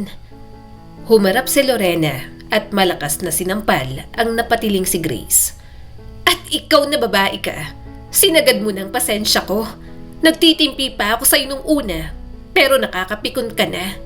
Nilalandi mong asawa ko? Sa tingin mo, papatulan niyang katulad mo? Ang cheap mo? Galit na kinuha ni Lorena ang kanyang bag. Magsama kayo! Pareho kayong mga walang kwenta at cheap! Dali-dali siyang lumabas. Natahimik naman ang ilang empleyado na nakarinig. Wala nang pakialam si Lorena. Mapagtimpi siyang babae at hindi pala away. Pero talagang naipon na ang lahat ng nararamdaman niya, kaya sumabog na lang bigla. Lorena, sandali lang. Hinahabol pa siya ng kanyang asawa. Pero mabilis niyang napindot ang elevator. Hindi ito nakasunod. Nang makababa sa basement, pumunta agad siya sa kanyang sasakyan. Kasasakay niya lang nang biglang kumatok na naman si Robert. Umalis ka nga dyan? Naiinis na sabi ni Lorena kahit na hindi siya sigurado kung naririnig nito. Pinaandaran niya na ang sasakyan. Kaso, ang siraulo niyang asawa, humarang pa talaga sa harap. Ayaw siyang paalisin. Binuksan niya ang bintana at malakas na sumigaw. Ano ba? Umalis ka dyan! Naiinis na sigaw ni Lorena. Umiling agad si Robert at dumapa pa talaga sa harap ng gulong niya. Ayoko! Hindi ako aalis dito nang hindi tayo nag-uusap. Inis na inis siyang tumingin dito. Ano ka? Sira? Gusto mo bang mamatay? Gugulungan talaga kita dyan. Hindi ako nagbibiro. Pero syempre, magpapatalo ba ang asawa niyang tupakin din? Eh di, gulungan mo. Mas mabuti pang mawala na lang kaysa nagagalit ka ng ganito. Wala kaming ginagawang masama ni Grace. Hindi ko alam kung bakit siya nandun. Sinisanti ko na nga rin gaya ng gusto mo. Sa tingin mo talaga, kaya kong maghanap ng ibang babae. Lintik naman oh. Kahit bungangera ka at walang gamot dyan sa pagiging tupakin mo, ikaw pa rin ang asawa ko. Hindi ako maghahanap ng iba. Napairap si Lorena habang hinihingal. Ayaw niya munang makausap ang asawa niya. Galit pa siya at sarado ang utak. Baka sa halip na makinig, masapak niya lang nang wala sa oras si Robert. Ayaw mong umalis dyan Lumabas agad ng sasakyan si Lorena. Tumayo naman agad si Robert at sumunod sa kanya. Pero hindi niya na ito pinapansin. Pumunta siya sa labas at nagpara ng taxi. Susunod pa talaga pero talagang tinutulak niya na. Nang makalayo ang taxi, saka lang siya nakahinga ng maluwag. Pagkarating sa village, agad niyang sinabihan ng guard na huwag papapasukin si Robert. Ayoko muna siyang makita. Kapag nagpumilit pumasok, pigilan niyo. Basta, nakaban siya rito. Huwag siyang papapasukin. Tumango naman ang mga guard doon. Nang makarating sa bahay, padabog niyang hinagis ang bag. Gusto niyang kumalma pero parang walang paraan para mapanatag siya. Maya-maya ay tumawag ang kanyang asawa sa cellphone. Pinatay niya naman agad ang tawag nito. Wala siyang pakialam, matulog man ito sa labas o kahit saan, hindi na siya mangingialam. Mama, nasan po si Papa? Tanong ni Rave sa kanya. Umiling naman siya. May business trip lang anak, uuwi rin yon. Maya-maya, nakatanggap siya ng message mula kay Robert. Nandito ako sa labas ng village. Nasa loob ako ng sasakyan. Gusto kong humupa ang galit mo pero baka masyado na talagang sagad ang pasensya mo. Kaya sige, bibigyan kita ng space. Pero totoo talagang walang nangyari sa amin ni Grace. Wala kaming relasyon. Wala akong babae. Mahal kita at hindi ko magagawa yun sa'yo. Sana kapag kalmado ng puso't isip mo, kausapin mo na ako, mahal. Sorry talaga. Sa bahay ko muna ako matutulog. Doon muna ako. Sabihin mo na lang sa mga anak natin na sorry. Palagi na lang tayo nag-aaway. Ingat ka. Kita na lang tayo sa office. Napabuntong hininga na lang si Lorena. Kailangan niya muna siguro ng pahinga mula sa lahat ng yon. Gusto niyang maging klaro ang isipan para pagbalik, mas kaya niya nang kausapin ng maayos si Robert. Nagdesisyon siya na kailangan niya ng espasyo. Kailangan niyang huminga, mag-isip at malayo sa lahat. Kaya't nag-impake siya. Doon muna siya sa vacation house nila sa Batangas. Bago siya umalis, iniwan niya ang mga bata sa kanyang ina. Mama, baka pwede niyo silang alagaan sa ilang araw? Ngumiti ang nanay niya ngunit halata ang pagkabahala. Lorena, sure ka ba? May pinag-away na naman ba kayo ng asawa mo? Oo ma, kailangan ko lang pong huminga. Huwag po kayong mag-alala, magiging okay rin po kami ni Robert. Kailangan ko lang po talaga ng pahinga. Pagdating niya sa Batangas, naramdaman niya agad ang sariwang hangin. Sa bawat alon na humahampas sa baybayin, naaalala niya ang mga sandali nila ni Robert. Si Robert, nagtuturo sa kanilang anak na lumangoy, hawak-hawak ang maliliit na kamay ng mga bata. Si Robert na nag-iihaw ng isda sa grill habang nilalambing siya. Si Robert na natatawa sa maliit na sala ng bahay habang siya ay nakagalit sa gulo ng mga bata. Nagpumigla siya sa galit, subalit wala siyang maramdaman kundi pagod. Pagod sa alaala, pagod sa selos, at pagod sa hindi pagkakaunawaan. Sinubukan niyang kimkimin pa ang galit, subalit nauwi yon sa malalim na hininga at paghimas sa buhok niya. Bakit kasi hindi na lang gaya ng dati ang lahat? Mahinang bulong ni Lorena sa hangin. Lumipas ang mga araw at naramdaman niya ang kawalan ng kanyang asawa sa bawat galaw ng bakasyon na yon. Bigla niyang na-miss si Robert, kaso mas mataas pa rin talaga ang pride niya. Isang umaga, nakaupo siya sa veranda, bit-bit ang mainit na tasa ng kape. Tahimik ang paligid maliban sa buhos ng ulan, hanggang sa biglang bumungad ang tunog ng isang sasakyan sa labas. Napakunot ang noo niya. Wala naman akong inaasahan. At nang bumukas ang gate, naroon si Robert. May dalang payong at halatang galit ang mukha. Lorena! Sigaw ng asawa niya habang tumatakbo papasok sa bakuran. Robert, anong ginagawa mo rito? Gulat niyang sigaw mula sa veranda. Hindi na kita matawagan. Ayaw mo kong kausapin. Ayaw mo kong harapin. Hindi ka pala pupunta sa opisina. E di naisip ko, ako nang pupunta. Bumalik ka sa Maynila. Singhal ni Lorena bago sumugod sa may pinto at binuksan yon. Hindi ako aalis hanggat hindi tayo nag-uusap. Mariing sagot ni Robert. Hinihingal ngunit matatag pa rin ang tingin sa kanya. Oo, bibigyan kita ng space pero hindi ka lalayo. Kilala kita. Asawa kita at alam kong kapag mas nagpapahinga ka ng ganito, mas maraming tumatakbo sa utak mo. Baka pagbalik mo ng Maynila, nag-aaya ka na ng legal separation. Umawang na lang ang bibig ni Lorena. Nakalimutan niyang napaka-OA nga pala ng asawa niya. Kung siya ang tupakin, si Robert naman ang ubod ng OA sa lahat ng bagay. Pero muntik niya nang makalimutan na isa yon sa mga bagay na nagustuhan niya sa asawa niya. Na pagdating kay Lorena, hindi na makapag-isip ng tama si Robert. Pinigilan ni Lorena ang sariling hindi mapangiti kahit kaunti. Kasi kahit sa gitna ng galit, may kung anong nakakatawa sa itsura ni Robert na nagpapaalala sa kanya kung bakit niya ito minahal. Pero hindi niya yun ipapakita. Naiinis pa rin siya sa naabutan sa office nito. Walang dapat pag-usapan, aniya sa malamig na tinig.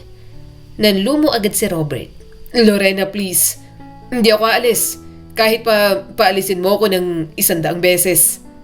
Napailing naman siya. Ang kapal talaga ng mukha mo, Robert. Umalis ka na bago pa ako maghalit ng todo. Makapal, oo. Pero alam mong loyal ako. Wala akong babae. Galit ka na nga eh. Sasagarin ko yung galit mo. Sagot ni Robert sabay ngiti. Robert! Singhal niya. At bago pa niya masabing muli ang pangalan nito, bigla itong humugot ng kung anong metal sa bulsa. Narinig ni Lorena ang tunog ng paglak bago niya pa nakita. At nang mapagtanto niya, isang posas na ang nakakabit sa kanang kamay niya at ang kabilang dulo ay nakakabit kay Robert. Robert, ano to? Posas? Kalmado nitong sagot na parang walang mali. Napairap siya at hinila-hila yon pero mas lalo siyang nasasaktan. Nakikita ko. Pero bakit nakakabit to sa akin? Ano to? Kabaliwan? Lorena, kasi ayaw mo kong kausapin. Wala na akong magawa. Kung hindi kita pipigilan, aalis ka na naman. Galing-galing mong tumakbo kung saan-saan. Nagiging runner ako dahil sa'yo. May problema tayo. Sa halip na makinig ka sa akin, tatakbo ka lang. Sige, takbo pa. Palibhasa, alam na alam mong hahabol ako sa'yo na parang aso. Bulalas ng asawa niyang naloko na. Malakas niya itong hinampas. Robert, tanggalin mo to. Hindi ako natutuwa. Isa. Pero sa pagkakataong yon, hindi siya pinakinggan ng kanyang asawa. Pumasok ito sa loob ng bahay, kaya wala siyang choice kundi ang sumunod dito. Naiirita siyang napasigaw, pero tinawanan lang siya ni Robert. Robert, please, hindi to nakakatawa. Alam mo bang pwede ka ng kasuhan sa ginagawa mo? Nasaan ang susi nito? Pakawalan mo ako.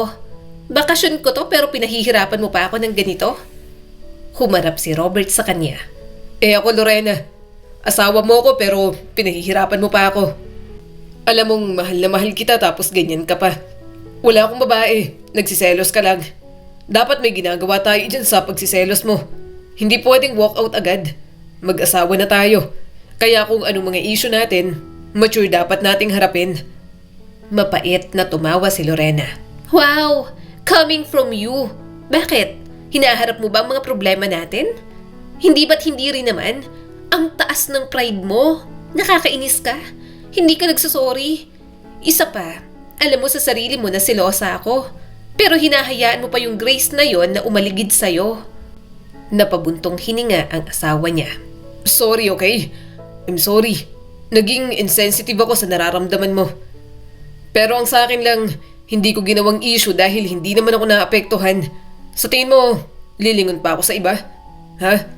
Sa'yo lang ako gandang-ganda. Pakialam ko sa iba. Natigilan sa pagbubunga nga si Lorena. Pinaningkitan niya ng mga mata ang asawa. Alam na alam talaga ni Robert kung papaano siya kunin. Dahil doon, Natahimik siya kahit papaano. Nawala ang pagiging dragon niya. Sige na, bati na tayo. Tanggalin mo na to. Malumanay na sabi ni Lorena.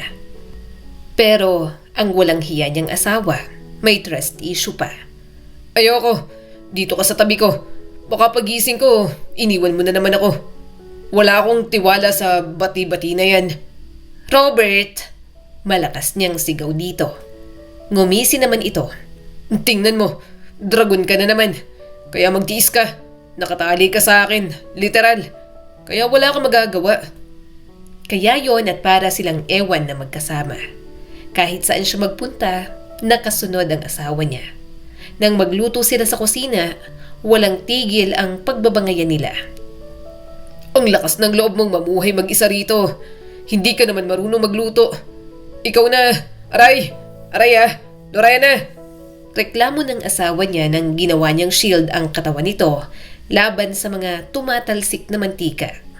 Umayos ka nga! Kapag ako natalsik ka ng mantika, lagot ka sa akin. Bulalas ni Lorena. Inayos naman agad ni Robert ang kawali. Anak ng... Bakit kasi nilagay ang mantika na may tubig-tubig pa yung kawali? Hindi ka marunong magluto. Tanggapin mo na lang. Ako, alam ko lahat. Alam mo yan, aminin mong hindi mo kaya kapag wala ako. Kaya ko kahit wala ka. Pagsusungit niya rito. Tumawa si Robert at talagang nang asar pa. We, alam kong hindi mo kaya. Ako pa, nakipagtahanan ka nga at nagbabuntis sa akin para lang makasama ako. Ikaw Lorena, kung kailan tumanda ka, saka ka in denial. Hindi niya ito pinansin at hinayaan na lang magluto. Naiinis siya na nadadala ang isa niyang kamay sa bawat kilos ng kanyang asawa. Nang matapos magluto, naghahain na naman ang asawa niya. Nagsimula na sila sa pagkain pero kahit sa hapag, nag-aagawan sila ng kamay. Wait nga, ano ba Lorena? Hila ka ng hila. Di na ako makasubo. Reklamo ni Robert. Napairap naman siya. Kung sana tinatanggal mo to, hindi sana tayo nasa ganitong sitwasyon. Nasaan ba kasi ang susi? Saka lang kita pakakawalan kapag ayos na tayo. Hinila nito ang upuan niya para ilapit. Ako nang magsusubo sa'yo. Oh, nga. Ayoko. Tinawanan lang siya ng asawa niya. Ikaw kung makaasta ka, parang hindi tayo mag-asawa. Mabuti na lang akong asawa mo. Ako lang ang may kayang magtiyaga sa topak mo. Paano na lang kapag ibang asawa mo ay di kawawa ka? Napabusangot siya at kumain na lang sa mga sinusubo ni Robert. Para silang mga ewan doon. Pero hindi niya maitatanggi na lumalambot ang puso niya sa mga ginagawa ng kanyang magaling na asawa. Pagkatapos nilang kumain, dumiretso naman sila sa banyo. Nadudumi na si Robert. Talagang sa halip na kalagan ang posas nila, sinama pa siya sa loob. Kaya yon at panay ang away nila. Sus, talaga, itong asawa ko naman. Iwas pa ng tingin. Nakita mo naman na to. Saka sabay pa tayong maligo. Natatawang sabi ni Robert. Bahagya siyang napairap. Wala akong pakialam. Ang baho ng tae mo. Bilisan mo dyan. Malakas pang tumawa ang asawa niya. Hugasan mo munang puwet ko. Hinampas niya ito ng malakas. Ang baboy mo? May bidet dyan. Bilisan mo na nga. Gusto kong magpahinga. Nakaka-stress ka talaga. Nang sumapit ang gabi, wala silang choice kundi ang maging magkasama. Gusto niyang magbihis, pero ayaw talaga siyang pakawalan ni Robert. Nang makarating sila sa kama, biglang nawalan ng kuryente. Bahagya siyang nataranta lalo na at madilim. Dahil walang makita, biglang natalisod si Robert at bumagsak sa kama. At si Lorena, yon at nakapatong sa asawa niya. Ikaw gusto mo lang pala ng lights off kapag pumapatong sa akin. Pilyong sabi ng kanyang asawa. Agad niya naman itong hinampas sa dibdib at humiga sa tabi nito. Asa ka? Walang mangyayari sa atin, Robert. Galit pa rin ako sa'yo. Grabe talagang magalit, mahal. Aabutin ba yan ng 1 year? Tanong pa ni Robert at yumakap sa kanya. Bati na tayo. Miss na kita. Ngumuso siya at hindi nagsalita. Naririnig pa niya ang nasa kamay nila, kada kilos niya. Hindi pa rin lubos maisip ni Lorena na aabot sa puntong ganoon ang gagawin ni Robert. Sorry na. Masumubsob pa sa leeg niya ang asawa. Lorena, naalala mo nung unang beses tayong tumira sa bahay niyo sa Maynila? Yung unang araw ng kasal natin. Doon pa lang, hindi ko alam kung kaya ko ba talagang pantayan ang mundo mo. Natahimik si Lorena. Alam naman niya na yun palagi ang pangamba ng kanyang asawa. Kahit nakapag-aral ito at nakatutulong na sa pamilya, hindi pa rin mababago ang pinanggalingan nitong mundo. Gusto kong isipin na joke lang palagi ang mga pasaring ng mama mo tungkol sa akin. Pero sa totoo lang, bawat tingin niya parang gusto kong mawala. Parang sinasabi ng mga mata niya, hindi naman talaga ako bagay para sa'yo. Malungkot na sabi ni Robert. Hindi makatingin si Lorena. Kumirot ang dibdib niya. Hindi dahil sa mga salita, kundi dahil alam niyang totoo yon at hindi niya yon pinigilan noon. Alam mo, bawat beses na nagkakamali ako sa trabaho, naiisip ko yun. Lalo na kapag napapagalitan mo ako. Patuloy ni Robert. Na baka tama ang mama mo, na may ibang lalaki na mas babagay sa mundo mo. Hindi mo alam kung gaano kabigat yung pakiramdam na mahal mo yung tao, pero parang hindi mo siya mapasaya. Robert, mahina niyang sabi at medyo naluluha na.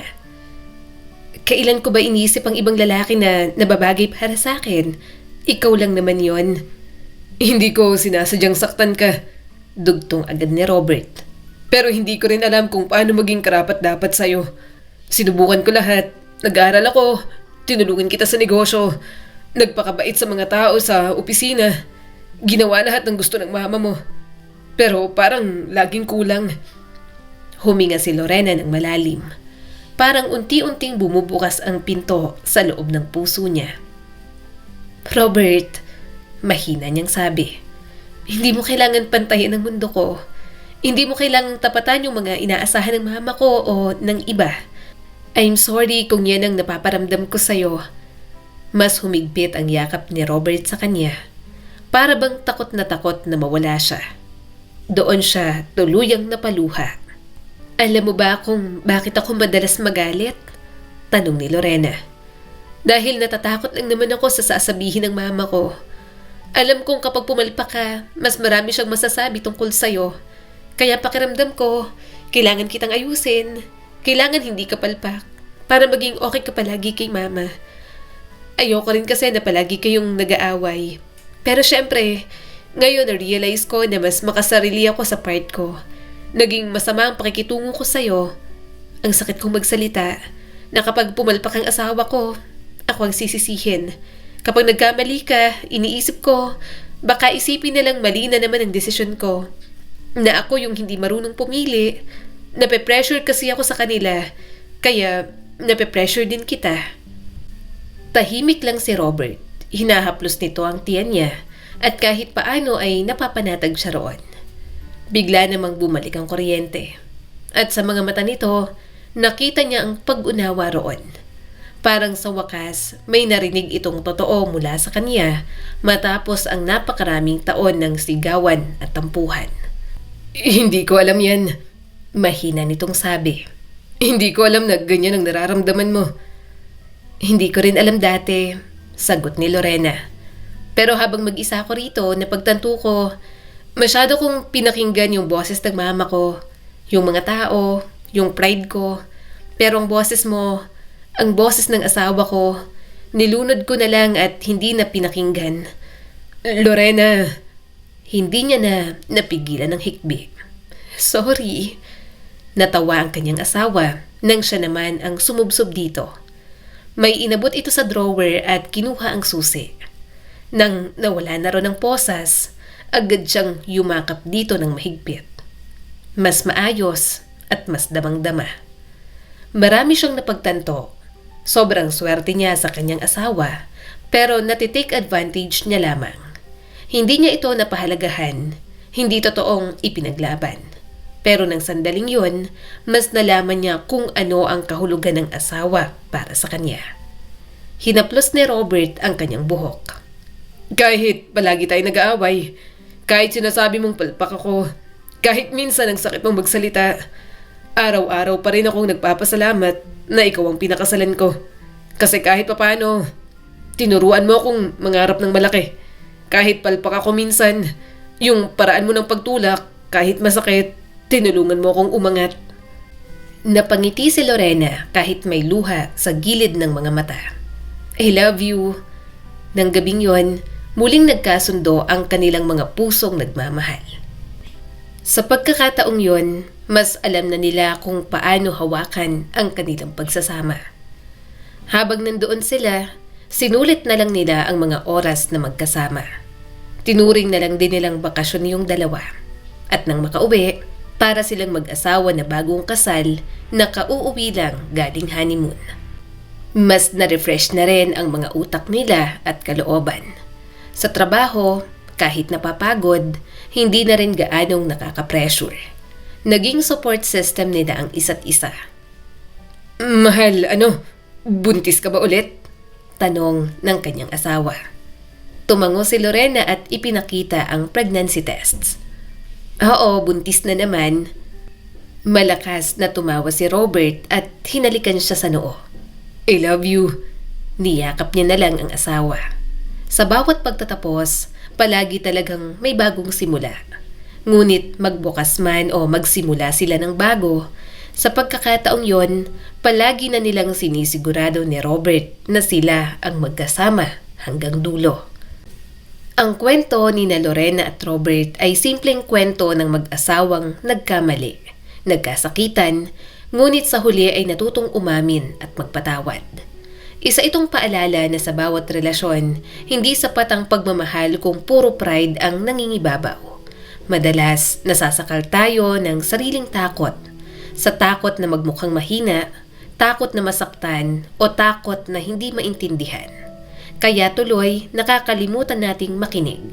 Ngunit gaya ni na Lorena at Robert, darating ang panahon na mapapagtanto natin na mas mabigat pala ang pag-iisa kaysa sa pagpapakumbaba. Nasa gitna ng sigawan, tampuhan at katahimikan, may aral pa rin sa atin ay mananatili. Na ang tunay na pag-ibig ay hindi perpekto, pero marunong itong magbaba ng kamay kapag oras na para yakapin muli ang taong minsang nasaktan natin. Sapagkat sa dulo ng lahat, hindi mahalaga kung sino ang tama. Ang mahalaga ay kung paano ninyo muling pinili ang isa't isa. Muli, ako po si Skylar Guro at sana'y may bago na naman kayong natutunan sa kwento natin ngayon. Maraming salamat po.